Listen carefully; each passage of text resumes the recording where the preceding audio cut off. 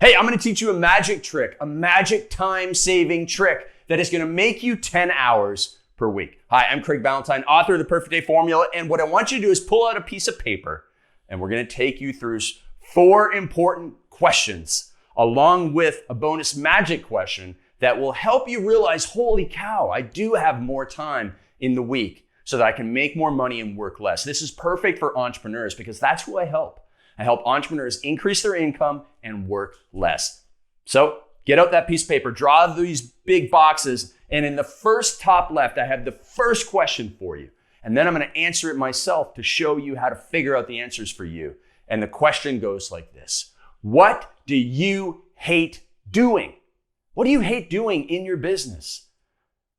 Think about that for a second. Let me answer that. So in my business, I love mornings. I love writing and creating. I'm most energetic, productive, and creative first thing in the morning.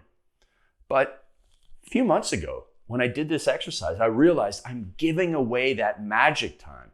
That magic time where I'm 3 times more productive than any other time of day. I was giving it away to calls, coaching calls, sales calls, all of this stuff. Why was I doing it? And I hated it. I hated giving away my morning. So not only did I give away those hours, but the night before, I looked at my calendar and went, what am I doing? I got to do that stuff in my magic time. I was really grinding my gears, Larry. So what I did was I figured out I hate doing it there. I'm going to move it or I'm going to offload it. So that's what you need to do. Move it or offload it. So that, listen, it still has to be done, whatever that activity is in your business. Maybe it's writing copy. Well, great, we're going to get somebody else to do it. Or maybe it is doing accounting. That's what bookkeepers are for. Listen, you can stop doing it. Now, down here, what you're going to do is you're going to write how many hours per week, not per day, but per week. This saved me a minimum of 2 hours. So we've made more time. Because here's the thing. Let me just go off on a little tangent for 1 second. Is most entrepreneurs think, you know what? I'm going to find some time to do that later on.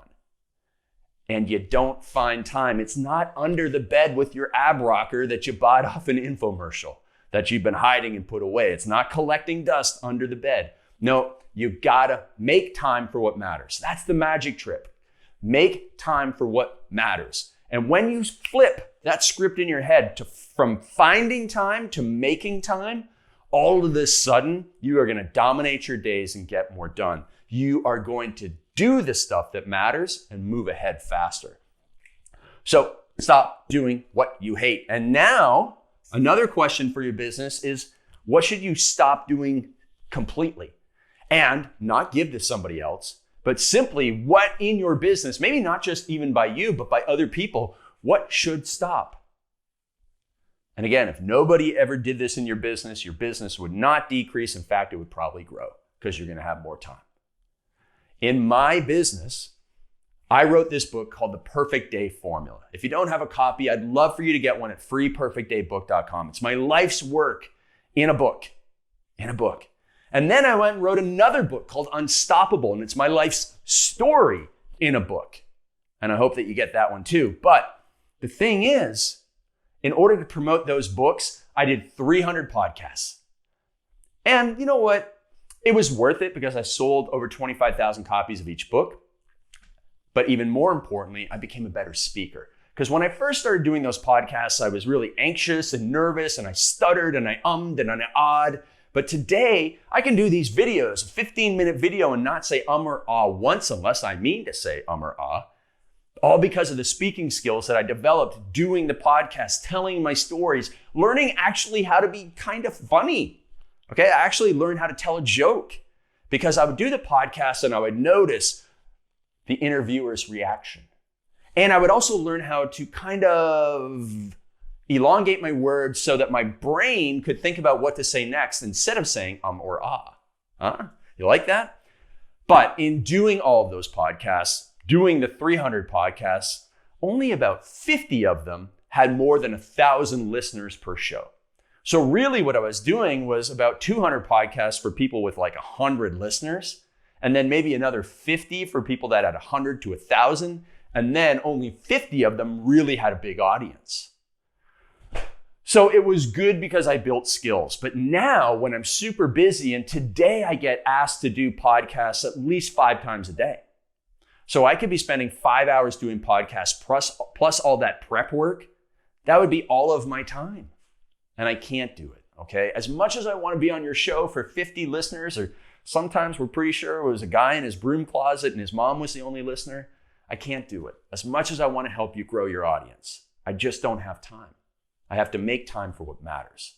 So now I say no, unless you have 2,500 listeners per show, I can't do your podcast. So by stopping doing small podcasts, I've saved a minimum of 4 hours per week.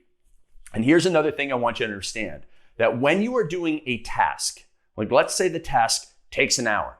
I'm on your podcast, that takes an hour. Well, it's really 2 hours, because it's 20 to 30 minutes of me shutting down the other activity, ramping up on the podcast, getting the microphone, moving to a different place where it's quiet, preparing my notes, making sure that we're on time, checking, was it Zoom or was it Skype or was it telephone? What was it?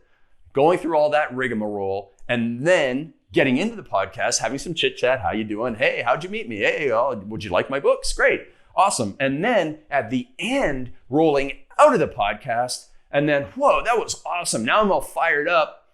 Oh, but I got to go back to this other meeting or to write this or do my emails or whatever it is. And it takes you that downtime.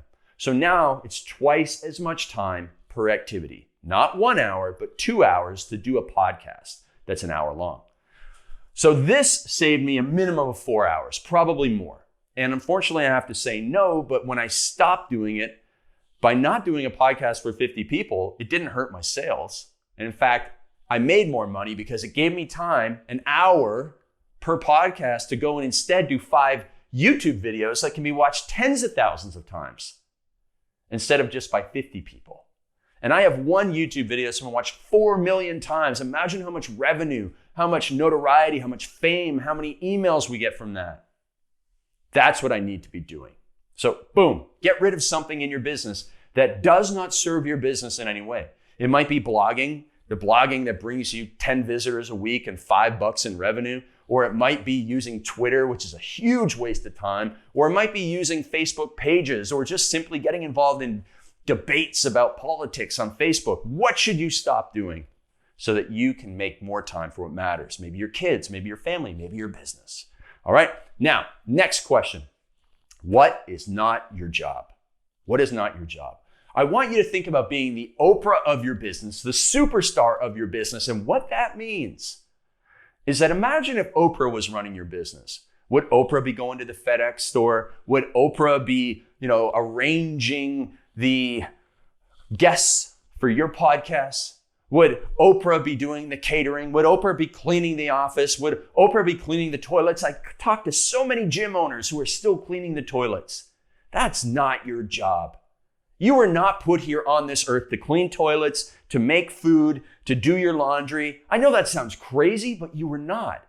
Imagine Oprah said, well, you know what? I got to do my laundry today, so I'm too busy to go and start, the first TV network owned by an African-American woman. Too busy to go and impact millions of people because, I got to prepare my meals for the week. Listen, in this day and age of the gig economy, there's somebody out there who's great at what you don't want to do and who should be doing it. Someone to make your meals, someone to do your laundry, someone to do your errands, someone to write your copy, someone to do your bookkeeping, all of that stuff, okay? So you got to go through and write down, well, I do this, this, and this, and it's not my job. I'm going to make so many hours per week. And I love sharing this with female entrepreneurs who are so guilted by their mother-in-law in order to, you got to clean the house and you got to make all the meals or else you're not a great mom. Well, that's not true.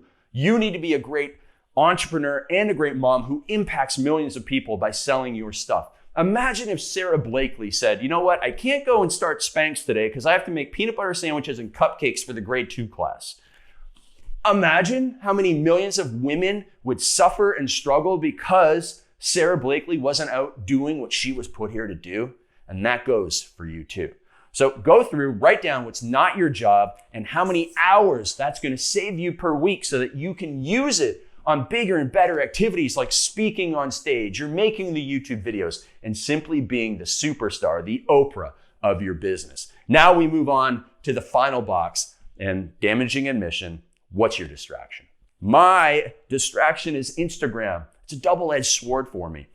I've made so much money selling stuff on Instagram, but I also, in the afternoon when my discipline is low, it's a temptation for me to go on Instagram and check it again, check my direct messages more than I need to because I can justify it because that's where I make some money. Well, listen, I don't need to be on Instagram. The messages can wait until it's time to check my messages on Instagram. I don't need to be on there. And so if I spend 30 minutes screwing around on Instagram every day, 6 days a week, that's 3 hours that I'm distracted. So I need to set up systems that stop me from going on there and set up better things to do, like reading a book or planning the business or simply walking the dog or doing something that isn't with my face in my phone.